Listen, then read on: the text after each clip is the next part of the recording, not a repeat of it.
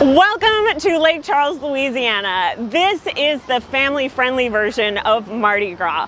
When you come out here, they have children's parades, they have king cake decorating, they have the Zydeco dance, and they also have the Crew of Crews parade. I am going to take you through the history of Mardi Gras and all of the cultural intricacies that go with that. As they say in New Orleans, let the good times roll. The tradition of the Mardi Gras King started in 1872 with the Rex organization. The Mardi Gras King is the one who would throw the beads out to his loyal subjects. Originally, they weren't actually plastic beads. They were check glass beads. And then, people started getting hurt, they would break.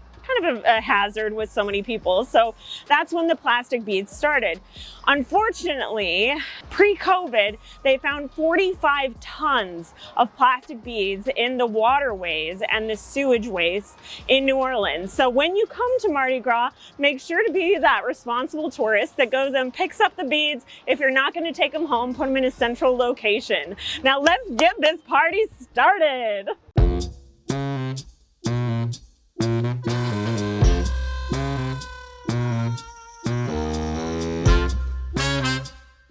The significance of this parade is that some crews are able to let their children ride the floats, children's organizations throughout Lake Charles and others, which really builds those cultural bonds and family memories to last a lifetime. It isn't just locals that can ride though, so can you.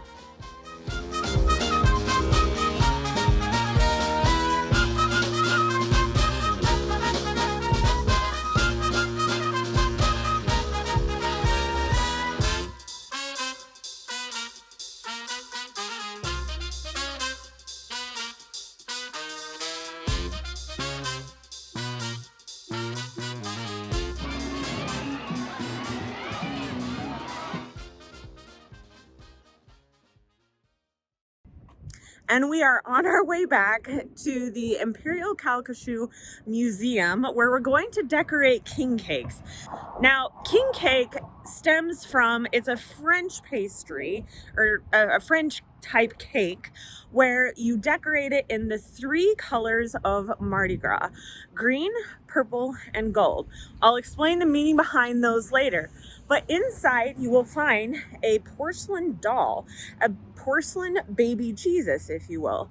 And the king cake is supposed to represent when the wise men brought the gifts to baby Jesus. Whoever finds the baby inside is the one that brings the king cake the next year.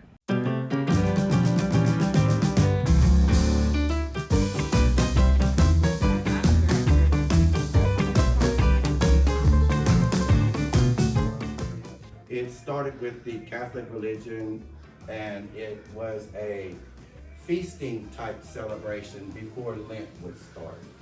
And when Lent starts, the Catholic would give up red meat for that full 40 days of Lent. So the day before Ash Wednesday was considered Fat Tuesday, Mardi Gras Day. That's the day they would indulge in all the red meat meals all day long because they knew they weren't going to have them.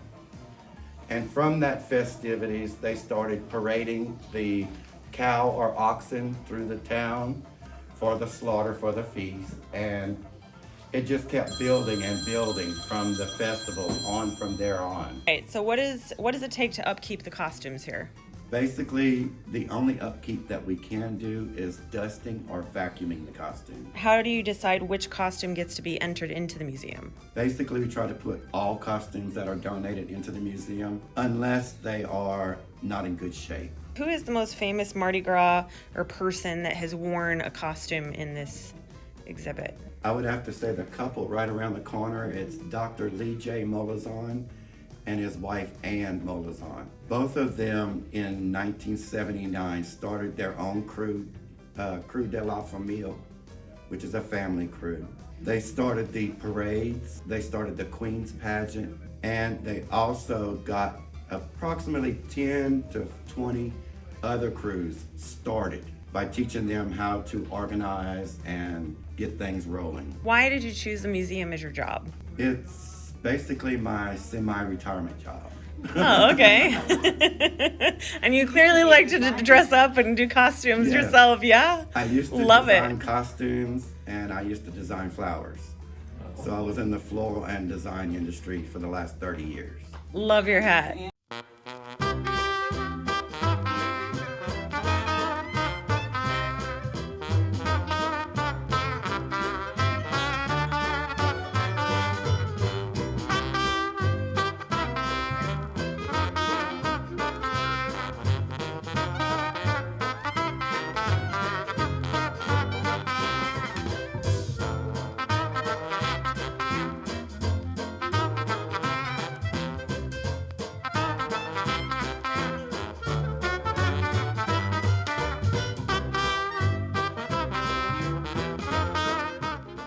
Now, Calcasieu actually means crying eagle, so remember that for later in the video series here in Lake Charles, Louisiana. But this museum has the largest collection of Mardi Gras costumes in the world, with over 300 costumes here. Now, some of these behind me can actually range from $600 just for this feather collar in the back, and then anywhere from $1,000 up to $10,000 for one costume. Just wanted to explain the price of some of the costumes. An average costume like this here would run anywhere from $2,000 to $3,000, sometimes a little more if you added more stone and decorations to it. On average, a collar or a mantle such as this will run anywhere from $200 to $1,000. The train that trails behind you can range anywhere from $2,000 to $1,500, depending on how long and how intricate the designs are. Now, these fancy costumes are actually associated a lot with Venice and Italy and, you know, these European countries, because during Carnival, the wealthy people would put these on and parade around right before Lent.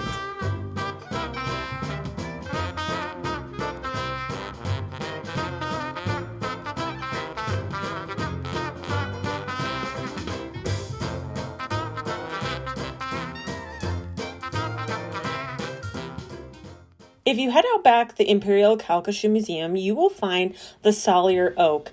This is more than just an old tree. It is a 375-year-old tree that is a sapling the Ishak Native Americans would camp under its branches and consider the ground really sacred. Charles Salyer, the tree's namesake, also sought refuge and then later romanced the beautiful Catherine under its branches. The museum also sells local handicrafts, but today we will be decorating king cakes here. There are three main colors to Mardi Gras: purple, green, and gold. Black is also commonly used, but purple stands for justice, green is for faith, and gold is for power. This decoration actually dates back to the Middle Ages when European Christians feasted before Lenten fast. And it may have other pagan origins like most Christian holidays. The pagan holiday is called Saturnalia, the ancient winter solstice celebration of Saturn, a god of sowing or seed, wealth and plenty, and person who has found a special item in the cake would be king for the day. Whoever finds the baby figurine, like I was saying, gets to bring the cake next year, and it can be sweet or savory or whatever you want. We then headed over to the Seafood Palace for some delicious grub. Come on in. This is the Seafood Palace. If you're coming down from Mardi Gras, you gotta grab some crawfish.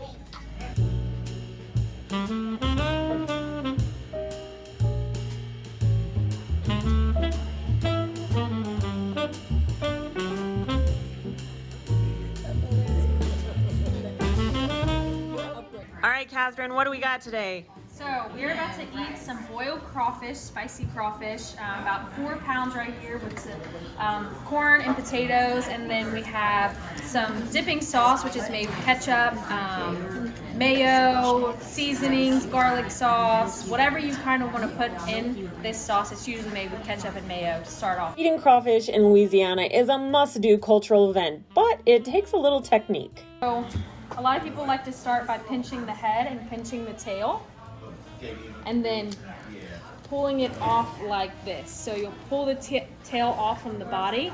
A lot of people like to suck the heads because there's a lot of juices and spices in there. Usually I just give them to my mama at the end for her to suck on all of the heads.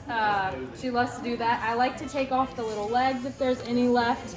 I flip it on its backside and then I pull the shell off. And so you'll just kind of work at it until you pull the shell off of the meat. Some people like to do a technique where you pinch the tail and then pull like this. No matter how you decide to attack this little animal, I guarantee you're going to leave feeling stuffed and satisfied. So when you're coming down to Louisiana, everyone has their own special juice, sauce, spices that they put into a crawfish boil. Now I want you to tell me in the comments below who you think does it better, East Louisiana or West Louisiana? She's a pro now. Look at this. They're just like... I've come a long way. There's a starter video of my friend giving me like the lowdown, and like it was just like what happened today, and it's all on video. Really? Yep. The history of hush puppies is that the slaves used to take the cornmeal and fry it, and when they were planning on escaping, would throw it out to the dogs in order to hush the puppies. And that's where the name of that came from. As far as po' boy sandwiches, the reason that they're called po' boys is because they would take the leftovers of what was ever at the restaurant and give it to the poor people or the poor boys. And that is where the name of these came from. Usually the poor boys were the black men who just came out of slavery, and they were looking for work, but many of them were not educated, or they weren't allowed to be educated. They couldn't read. It was hard for them to get a job. And so that's where a lot of some of these names come from that are down in the South. So it's really important to be able to know this kind of history and where these things come from when you're looking at the history of food in Louisiana. Hey, Hannah. Hey, how y'all doing?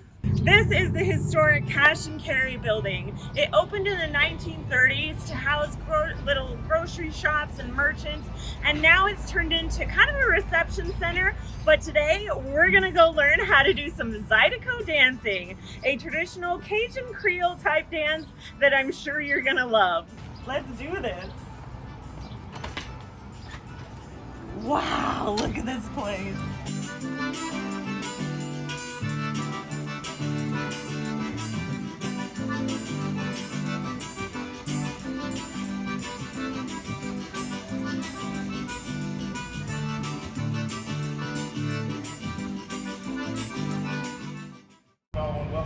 Hey Brandon, Lake Charles. I have one of the eldest Zydeco musicians living today, still active, is my great uncle Ben Singleton. If you know anything about Zydeco music, the person that pretty much brought forth Zydeco from what they call Creole music was Clifton Chenier. And he would play his music on a piano style accordion. As you see these right here, these are button style accordions rather than have the piano keys. And the difference between those, they call them a chromatic accordion, which is a piano accordion, and these are diatonic accordions, which is button style, which is also popular in Tejano music right here, and also popular, German polka and some other ethnic music that they have. But Ben Singleton right here, he's played with bands such as Clifton Chenier from the early age of 16? Yeah, 16 years old. Started from when Zydeco was really starting and evolving from Creole music, which was kind of like the starting point, what you call Creole and Cajun music. It all was called French music before it started evolving, where you have, if I can explain it to the best of it, where the music started, the people started hearing other influences that started coming about, like rock and roll, R&B, stuff like that. And that's where Zydeco started making a split from regular Cajun music, where you started having country western swing and stuff like that. And Zydeco started getting bluesy. That French music started going to the blues side. And the Cajun music side of it, where it was French, started going to more Western swing bands, fiddles and things of that nature. And that's just one of the historical points of how the music has evolved. And even to the point now, more modernly, hip hop has been involved in some of the Zydeco music, and also in some of the Cajun music as well. Music is always something that grows. Even blues becomes more upbeat and up tempo than what it used to be from when it first started. But I'm gonna stop rambling. Zydeco is the music of the Creoles of the same region. They contributed to new rhythms, percussion techniques, improv singing, and the blues. Sometimes you will actually hear Spanish guitar in there as well. The Acadian Black Creole musicians contributed to the accordion in the 19th century. Anglo-Americans contributed to the fiddle, dances, jigs, and hodans. All of these influences are combined into Cajun music as we know it today.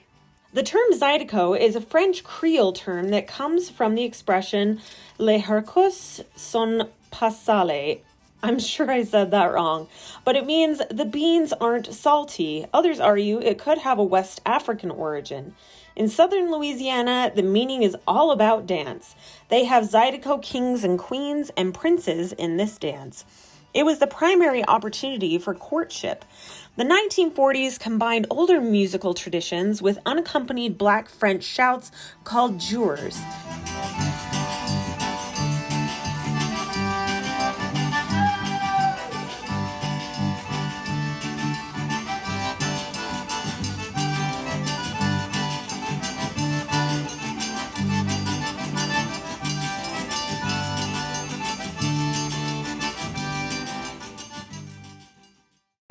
More like the old school rock and roll style that got blended in with the influence.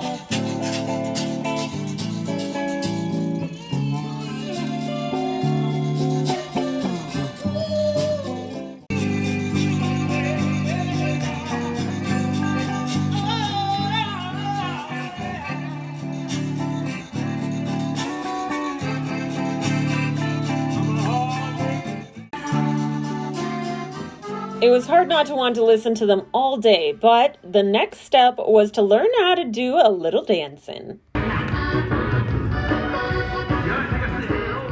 After some quick instruction of side step out, one step back, side step out, one step back, it was time for us to hit the dance floor and really get our groove on.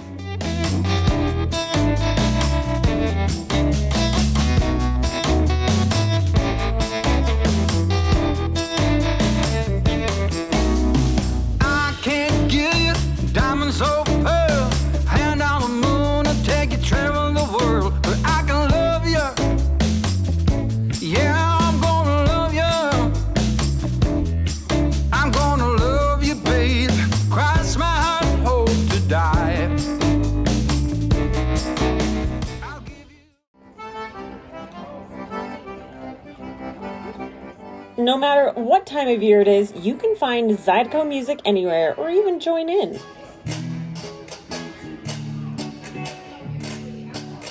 I need to work a little on my timing before I join a band officially, but you can find this band and many more all throughout Lake Charles. The music here is so important to the culture and such a big part of its history. We had a quick group photo, and to end this video, I'm taking you to the Krewe of Krewes parade. Welcome to the Krewe of Krewes parade. Now, this is another thing that you can do in Lake Charles when it comes to Mardi Gras. And I want to tell you a little bit about where this whole tradition kind of came from. The term Krewe comes from the group, the mystic crew of Krewe, for the first group that put on the Mardi Gras parade and floats in 1857. They carried masks and torches to the evening festivities. There were 5 different exclusive clubs you could be a part of: Comus, Momus, 12th Night, Rex, and Proteus.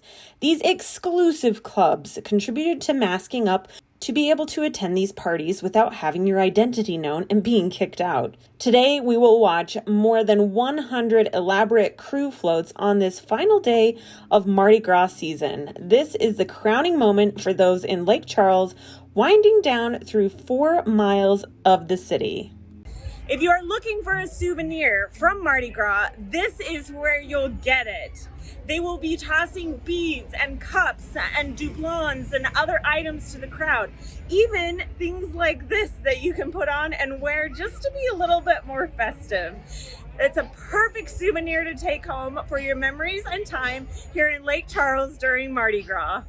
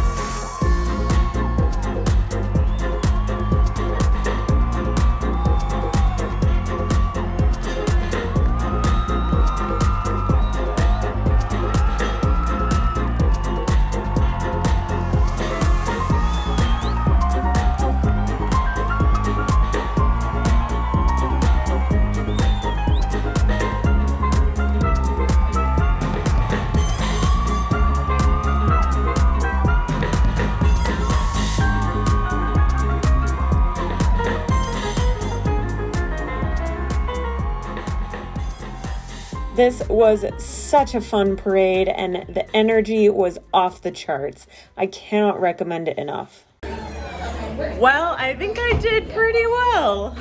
We're headed over to the wine bar to celebrate the last of Mardi Gras.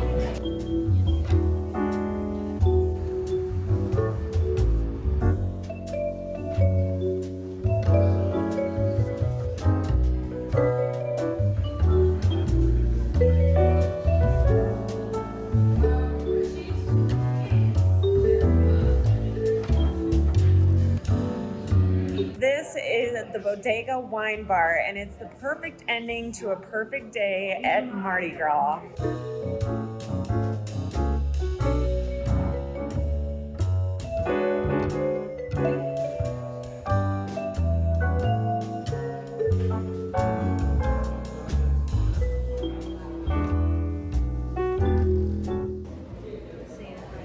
Mozzarella and blackberry and a little bit of mint. It's so good.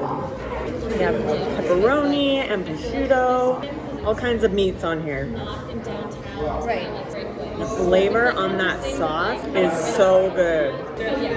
Cheers to you. Make sure to like, subscribe, share with a friend, and I will see you all in the next one. Make sure to stay tuned to the next video where we're going to be chasing chickens at the Iowa Chicken Run. Just wait.